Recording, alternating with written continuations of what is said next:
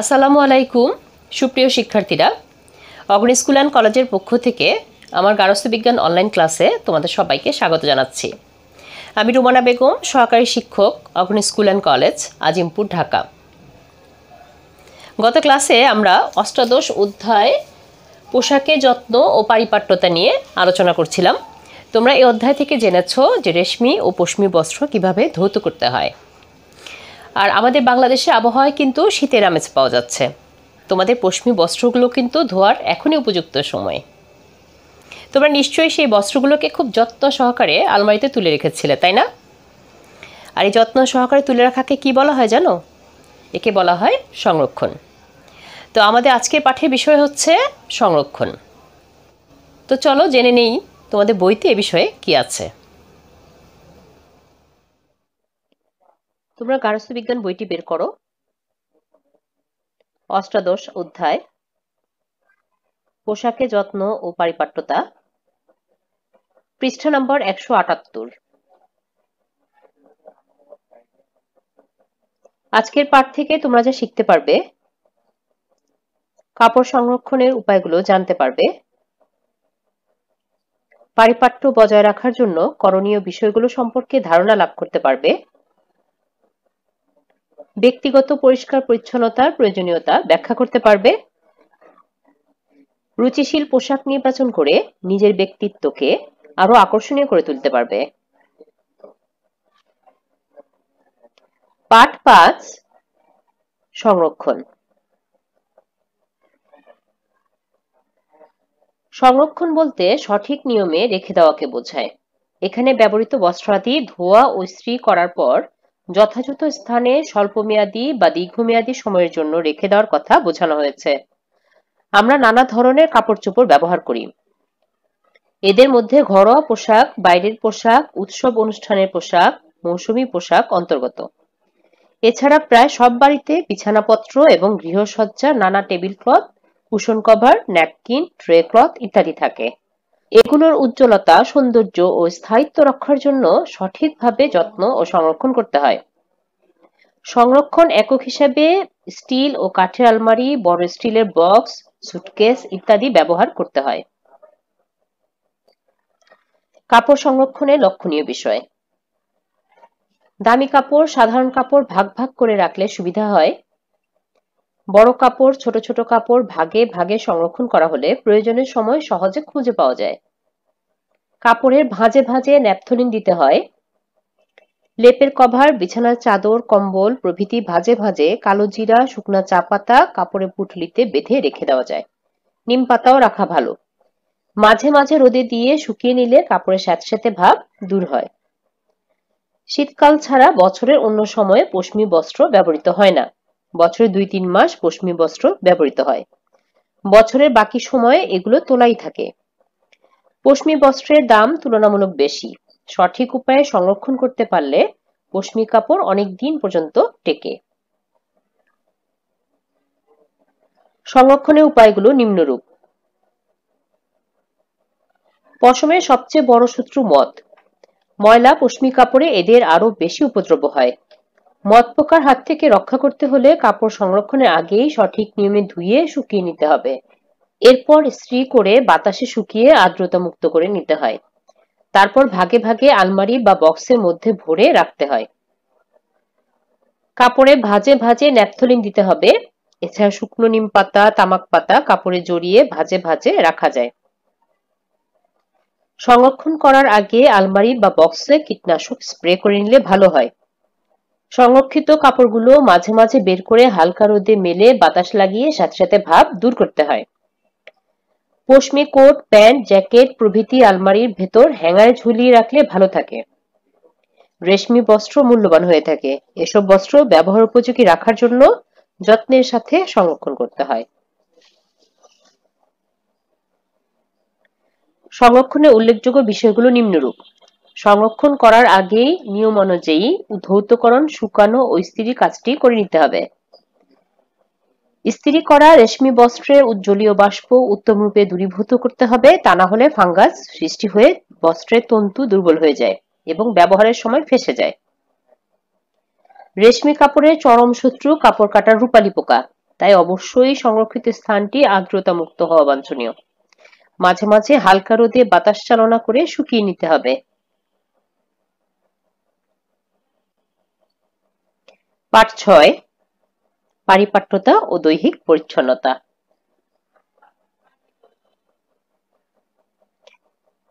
নিজেকে সুন্দরভাবে উপস্থাপন করা মানুষের সহজাত প্রবৃত্তি। এজন্য সে নিজেকে মনের মতো সাজায়। কোনো ব্যক্তির সাজসজ্জার পারিপাট্য বলতে ব্যক্তির দেহের সাথে মানানসই পোশাক পরিচ্ছদ ও আনুষঙ্গিক প্রসাধন কার্যের মিলিত অবস্থাকে বোঝায়। শারীরিক সৌন্দর্য তখনই উদ্ভাসিত হয় যখন শরীর সুস্থ থাকে। সুস্থ দেহে সুস্থ মন থাকে। সুস্থ মনই শৈল্পিকভাবে পরিপাটি থাকতে তাগিদ সৃষ্টি করে। পারিপাট্য বজায় রাখার জন্য করণীয় বিষয়গুলো নিম্নরূপ। পারিপাট্যের জন্য পোশাক পরিচ্ছদের নিয়মিত যত্ন তথা ধোয়া, ইস্ত্রি ও মেরামত প্রয়োজন। সময়োপযোগী পোশাক নির্বাচন ও পরিধান করা পারিপাট্যের গুরুত্বপূর্ণ অংশ। ব্যক্তিগত পরিচ্ছন্নতা যেমন চুল, চোখ, দাঁত, নখ ইত্যাদি পরিচ্ছন্নতা ও স্বাভাবিক সৌন্দর্য বজায় রাখতে হবে। দেহে সৌষ্ঠবে ভঙ্গিতে ঋজুতা ও সাবলীলতা এবং কথা বলার স্বাভাবিক ভঙ্গি বজায় রাখতে হবে। অনুষ্ঠান, উপলক্ষ, স্থান, আবহাওয়া, বয়স, পেশা, দেহের আকার, আয়তন ইত্যাদি বিবেচনা করে মানানসই পোশাক পরা উচিত। সব ধরনের ডিজাইন, সব টাইপের পোশাক সবার জন্য প্রযোজ্য নয়, একথা অবশ্যই মনে রাখতে হবে। পরিপাটি হওয়ার জন্য দামি পোশাকের প্রয়োজন নেই। অত্যাধুনিক পোশাক না পরেও প্রচলিত ও সামঞ্জস্যপূর্ণ পোশাক পরিধান করে পরিপাটি হওয়া যায়।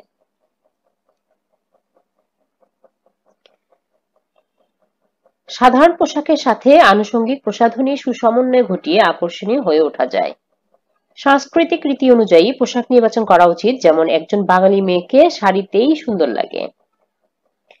পোশাকে শিল্পের সৃষ্টির উপকরণ ও নীতিগুলো সমন্বয় ঘটাতে পারলে পরিধানকারী আকর্ষণীয় হয়ে উঠতে পারে। তোমরা এর আগেও শিল্প সৃষ্টির উপকরণ নীতিগুলো সম্পর্কে জেনেছ। পোশাকে বিভিন্ন অংশের সাথে রং, রেখা, জমিনের মিল পারিপাট্য আনয়নে গুরুত্বপূর্ণ, যেমন শাড়ির সাথে উপযুক্ত ব্লাউজ, সালোয়ার কামিজের সাথে উপযুক্ত ওড়নার ব্যবহার মার্জিত রুচির পরিচয় বহন করে। পোশাকের সাথে জুতা, হাত ব্যাগ, গহনা এবং মেকআপ ইত্যাদি সমন্বয় সাধন করা সুপরিপাট্যের অন্যতম শর্ত, যেমন শাড়ির সাথে কেটস মানানসই নয়। একইভাবে স্কুলের পোশাকের সাথে উঁচু হিল পরা অসামঞ্জস্যপূর্ণ। স্কুলের মেয়েদের লিপস্টিক, কাজল, গহনা ইত্যাদি ব্যবহার পারিপাট্যের পরিপন্থী, অর্থাৎ পারিপাট্যের জন্য পরিধেয় পোশাক পরিচ্ছদ ও আনুষঙ্গিক দ্রব্যাদির মধ্যে ঐক্য স্থাপন করতে হবে। পারিপাট্যের সাথে আরেকটি বিষয় খুবই গুরুত্বপূর্ণ, সেটি হচ্ছে দৈহিক পরিচ্ছন্নতা। ব্যক্তির আকর্ষণীয় ব্যক্তিত্বের অন্যতম শর্ত হলো সুস্বাস্থ্য। সুস্বাস্থ্যের অধিকারী ব্যক্তির মানসিক স্বাস্থ্য ভালো থাকে। সুস্বাস্থ্য গঠনের জন্য প্রয়োজন দেহের পরিচ্ছন্নতা ও যত্ন। বিভিন্ন অঙ্গ প্রত্যঙ্গ নিয়ে মানবদেহ গঠিত, যথা হাত, পা, দাঁত, চোখ, নখ, কান, নাক, গলা, চুল, ত্বক ইত্যাদি। এই অঙ্গ প্রত্যঙ্গগুলোর পরিচ্ছন্নতা সার্বিক রূপই হলো দৈহিক পরিচ্ছন্নতা। ব্যক্তিগত স্বাস্থ্য অটুট রাখাই দৈহিক পরিচ্ছন্নতার উদ্দেশ্য। অঙ্গ প্রত্যঙ্গে যত্নের মাধ্যমে দাঁত, ত্বক, চুল তথা সমগ্র দেহাবয়ব মোহনীয় হয়ে উঠলে মানসিক জড়তা দূর হয়ে ব্যক্তিত্বের দৃঢ়তা ফুটে ওঠে। নিজেকে আকর্ষণীয়ভাবে সবার সামনে প্রকাশ করতে কোনো সংকোচ থাকে না। দৈহিক পরিচ্ছন্নতা অর্জনের জন্য দুটো বিষয় এখানে দেওয়া আছে। প্রথমটি হচ্ছে অঙ্গ প্রত্যঙ্গের পরিষ্কার পরিচ্ছন্নতা, দ্বিতীয়টি হচ্ছে পোশাক পরিচ্ছদের পরিষ্কার পরিচ্ছন্নতা। প্রথমে আমরা অঙ্গ প্রত্যঙ্গের পরিষ্কার পরিচ্ছন্নতা নিয়ে আলোচনা করব, কিভাবে আমরা তা রক্ষা করতে পারি। আমাদের অঙ্গ প্রত্যঙ্গের মধ্যে প্রথমেই রয়েছে হাতের যত্ন। ব্যক্তিগত পরিচ্ছন্নতার ক্ষেত্রে প্রথমে আসে হাত। মসৃণ সুডোল হাত সৌন্দর্য সুস্থতা প্রকাশ করে। হাতের পরিচ্ছন্নতা বজায় রাখার জন্য যেসব বিষয় লক্ষ্য রাখা প্রয়োজন সেগুলো হলো: কোনো কাজ করার পর হাত সাবান দিয়ে ধুয়ে ফেলতে হবে। হাতের মসৃণতা বজায় রাখার জন্য ক্রিম বা লোশন ব্যবহার করতে হবে। হাতে বিভিন্ন তরকারি, কষের দাগ কিংবা রান্নার মশলার দাগ লাগলে লেবু দিয়ে ঘষলে হাত দাগ মুক্ত হয়ে যায়। হাতের নখ কেটে ছোট করতে হবে। নখের মধ্যে ময়লা ঢুকলে তা পেটে গিয়ে রোগ সৃষ্টি করে সুস্থতায় বিঘ্ন ঘটায়। আর আমরা ইদানিং বেশি বেশি হাত ধুই, যার কারণে হাত খুব রুক্ষ হয়ে যেতে পারে। এজন্য আমরা অবশ্যই হাত ধোয়ার পর ক্রিম বা লোশন ব্যবহার করব।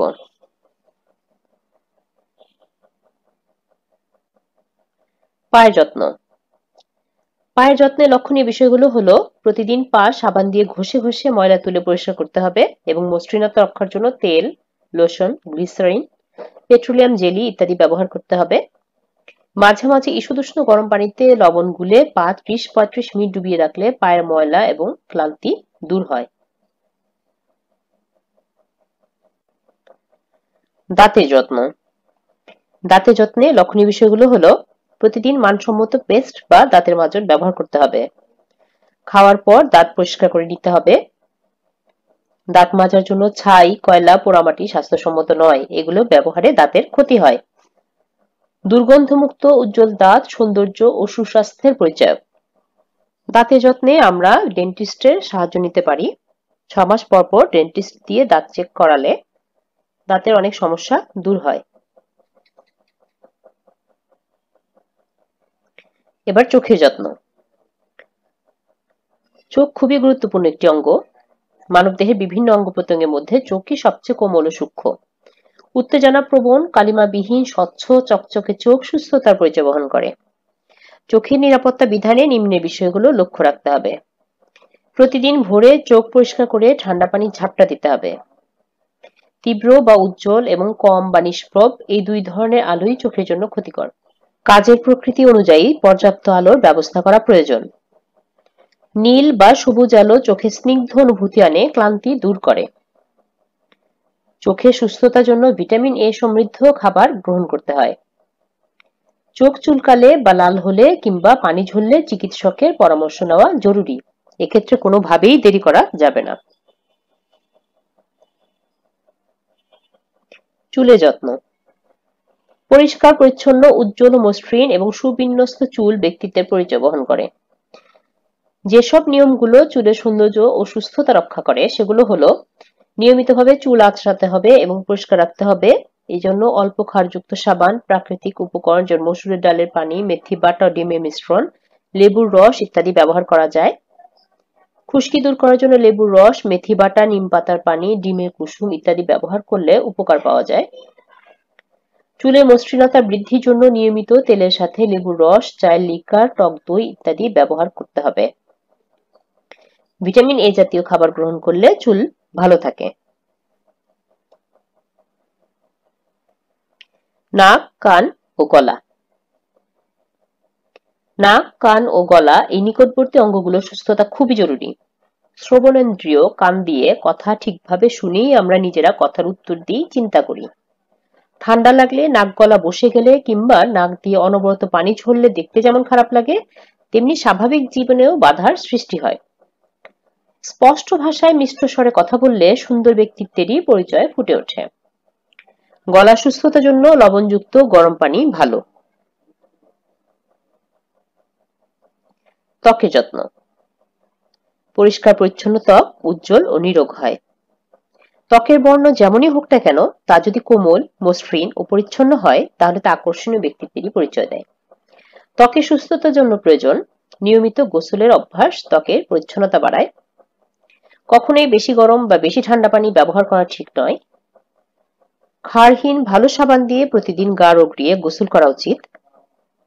গোসল কিংবা হাত মুখ ধোয়ার পর ত্বকের মসৃণতা বাড়ানোর জন্য ক্রিম, অলিভ অয়েল, গ্লিসারিন ব্যবহার করতে হয়।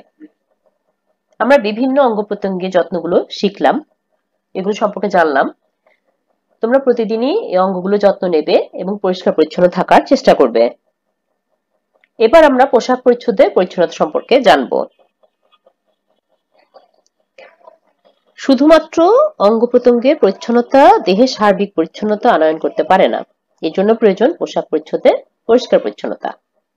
পোশাকের পরিচ্ছন্নতার সাথে দেহের সুস্থতা ওতপ্রোতভাবে জড়িত, কারণ পোশাক মানুষের দেহের সাথে সংলগ্ন থাকে এবং দেহের পরিচ্ছন্নতাকে সংরক্ষণ করে। অপরিচ্ছন্ন পোশাক দৈহিক পরিচ্ছন্নতাকে বাধাপ্রাপ্ত করে। এই অপরিচ্ছন্ন পোশাক পারিপাট্যের অন্তরায়। এই জন্য দৈহিক পরিচ্ছন্নতাকে নিশ্চিত করার জন্য পোশাক পরিচ্ছদের পরিচ্ছন্নতা অপরিহার্য। এবার আমরা পাঠ 7-এ চলে যাব। পাঠ 7, পোশাকের মাধ্যমে ব্যক্তিত্ব প্রকাশ। পোশাক ব্যক্তিসত্তার একটি অপরিহার্য অঙ্গ। পোশাক পরিধান মানুষের মৌলিক মানবিক অধিকার। আর ব্যক্তিত্ব শব্দটির মনোবৈজ্ঞানিক বিশ্লেষণ হলো সামাজিক অবস্থার সঙ্গে সামঞ্জস্য বিধানের জন্য ব্যক্তির গঠন, আচরণের ধরন, আগ্রহ, ভাবভঙ্গি, সামর্থ্য এবং প্রবণতার সংহতি এবং ঐক্য। অর্থাৎ ব্যক্তিত্ব দেহ ও মনের জীবন্ত ঐক্য বিশেষ। ঐক্য মানে হচ্ছে মিল। পোশাকের মাধ্যমে ব্যক্তি তার মনের অন্তর্নিহিত অনুভূতিকে প্রকাশ করে থাকে। ব্যক্তিত্বের সঙ্গে পোশাকের সুনিবিড় সম্পর্ক রয়েছে। পোশাক ব্যক্তির ব্যক্তিত্বের বহিঃপ্রকাশের মাধ্যম বা হাতিয়ার। যেমন পুরনো পোশাক বদলিয়ে নতুন পোশাক পরলে মন প্রফুল্লতায় ভরে ওঠে, চেহারায়ও উজ্জ্বলতা দেখা যায়। তোমাদেরও তাই হয়, তাই না? নতুন পোশাক পরলে পরে মনটাও ভালো হয়ে যায়।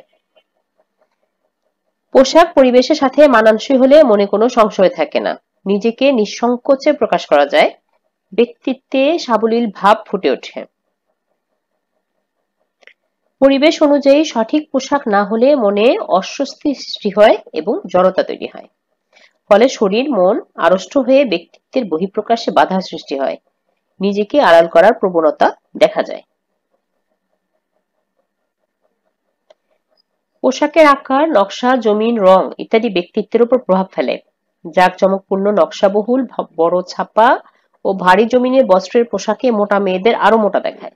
কম নকশাযুক্ত ছোট ছোট ছাপা এবং হালকা জমিনের বস্ত্রের তৈরি পোশাক খাটো মোটা দেহাকৃতি মেয়েদের জন্য উপযোগী। পাতলা মেয়েদের জন্য ঢিলেঢালা পুরো হাতা বড় ছাপা গাঢ় রং ও ছোট গলার পোশাক উপযোগী। চেক বা ডুরে কাপড় ব্যবহারেও দেহের উপর প্রভাব পড়ে, যেমন লম্বা বা খাড়া রেখার পোশাকে খাটো মেয়েদের দেহাকৃতি কিছুটা লম্বা দেখায়, অপরদিকে আড়াআড়ি রেখায় অতিরিক্ত লম্বা মেয়েদের কিছুটা খাটো দেখায়। দেহের ত্বক, চুল, চোখের রঙের সাথে মানানসই পোশাকের রং নির্বাচন করে দেহের ক্ষীণতা ও স্থূলতা ঢাকা যায়।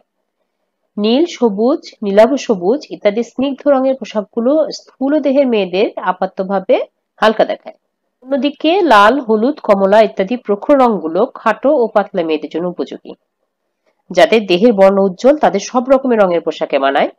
শ্যামলা ও অনুজ্জ্বল বর্ণের মেয়েদের জন্য হালকা প্রতিফলনকারী কমলা, হলুদ, গোলাপি ইত্যাদি রঙের প্রতিফলনে দেহের বর্ণ কিছুটা উজ্জ্বল দেখায়। উজ্জ্বল রঙকে আনন্দদায়ক রং বলা হয়। বিভিন্ন আনন্দ উৎসবে এই রঙগুলো পোশাকে ব্যবহার করা হলে ব্যক্তিত্বেও তার প্রভাব পড়ে। আবার কোনো শোক অনুষ্ঠানে হালকা রং, সাদাসিধে ডিজাইনের পোশাক পরা হলে সামঞ্জস্যপূর্ণ ব্যক্তিত্বের প্রকাশ ঘটে।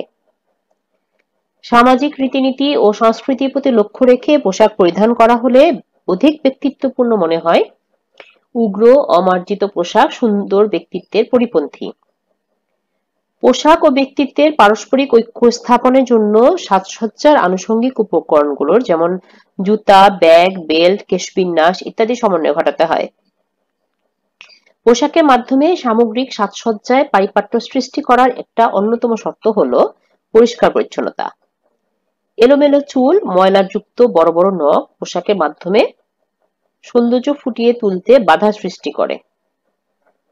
অন্তর্মুখী, বহির্মুখী এবং উভয়মুখী ব্যক্তিত্বের লোক রয়েছে। ব্যক্তিত্বের ভিন্নতা রুচিতে প্রভাব ফেলে, কিন্তু যে ধরনের ব্যক্তিত্বেরই হোক না কেন সুরুচিপূর্ণ মানানসই পোশাক ব্যক্তিত্বকে উজ্জ্বল করে। কুরুচিপূর্ণ উদ্ভট বেখাপ্পা পোশাক ব্যক্তিত্বকে ম্লান করে দেয়। পাঠ ৮ অপ্রয়োজনীয় বস্ত্রের ব্যবহার। অপ্রয়োজনীয় বস্ত্রের ব্যবহার সম্পর্কে তোমরা আগেও জেনেছ।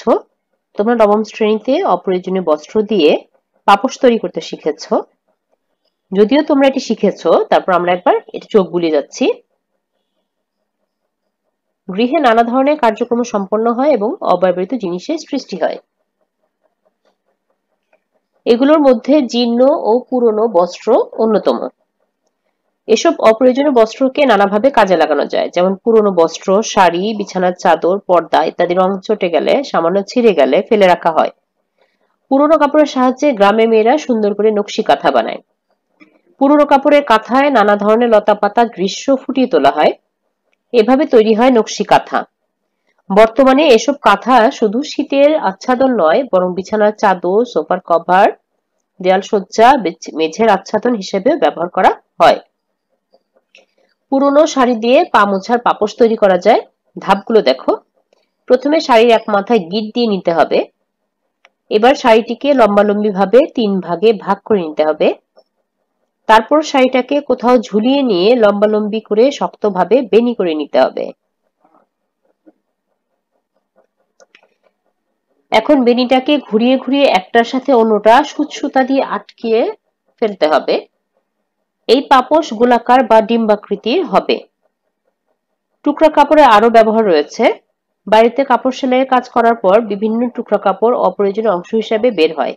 বড় টুকরাগুলোকে একত্র করে একই মাপ ও একই আকৃতিতে কেটে সবগুলো কাপড় পরপর মেশিনে জোড়া লাগিয়ে চারপাশে কাপড়ের পাড় বা অন্য কাপড়ের বর্ডার দিয়ে বেড কভার, টেবিল কভার ইত্যাদি তৈরি করা যায়। আজকের ক্লাসে আমাদের এই অষ্টাদশ অধ্যায়টি শেষ হলো। গত ক্লাসে আমরা অনুশীলনী কিছু অংশ করেছি, আজকে আমরা বাকি অংশ করব।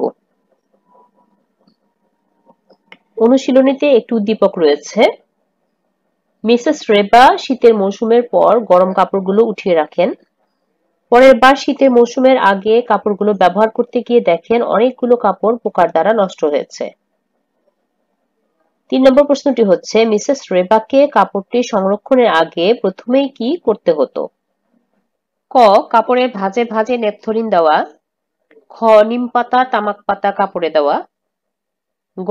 সঠিক নিয়মে কাপড় ধুয়ে শুকিয়ে রাখা। ঘ. সংরক্ষণের আগে আলমারিতে কীটনাশক স্প্রে করা। যেহেতু রেবার শীতের মৌসুমের কাপড়, তার মানে এগুলো হচ্ছে পশমি কাপড়। পশমি কাপড়কে পোকার আক্রমণ থেকে রক্ষা করার জন্য আমরা অবশ্যই সঠিক নিয়মে কাপড় ধুয়ে শুকিয়ে রাখবো।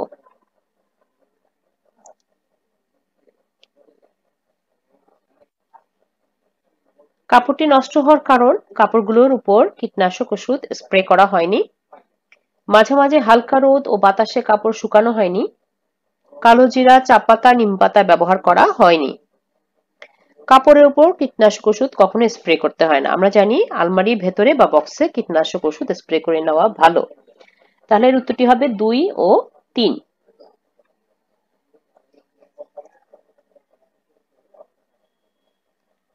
একটি সৃজনশীল প্রশ্ন রয়েছে, যেটি আমি তোমাদেরকে বাড়ির কাজ হিসেবে দিচ্ছি।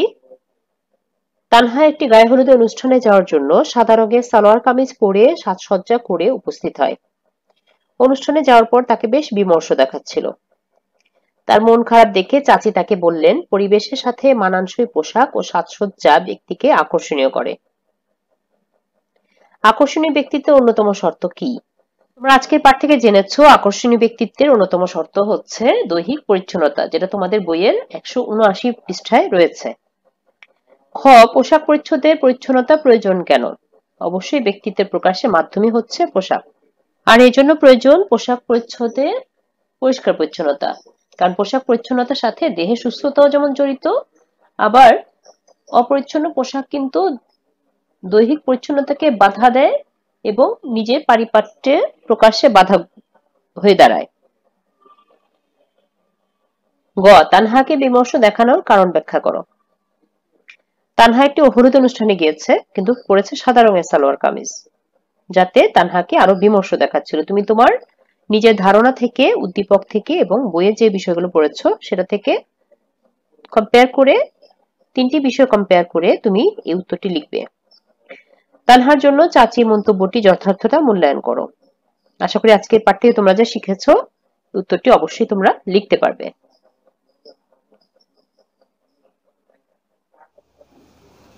শিক্ষার্থীরা, আমাদের আজকের ক্লাসের মাধ্যমে অষ্টাদশ অধ্যায়টিও শেষ হয়ে গেল। তোমরা এই অধ্যায়টি বাসায় খুব ভালোভাবে পড়বে, আর অবশ্যই তোমরা ব্যক্তিগত পরিষ্কার পরিচ্ছন্নতা বজায় রাখবে। কারণ এই করোনাকালীন সময়ে করোনা থেকে বাঁচার জন্য সবচেয়ে ভালো উপায় হচ্ছে স্বাস্থ্যবিধি অনুসরণ করা। আমাদের আজকের ক্লাস এ পর্যন্তই। তোমরা ভালো থেকো, সুস্থ থেকো, নিরাপদ থেকো। আল্লাহ হাফেজ।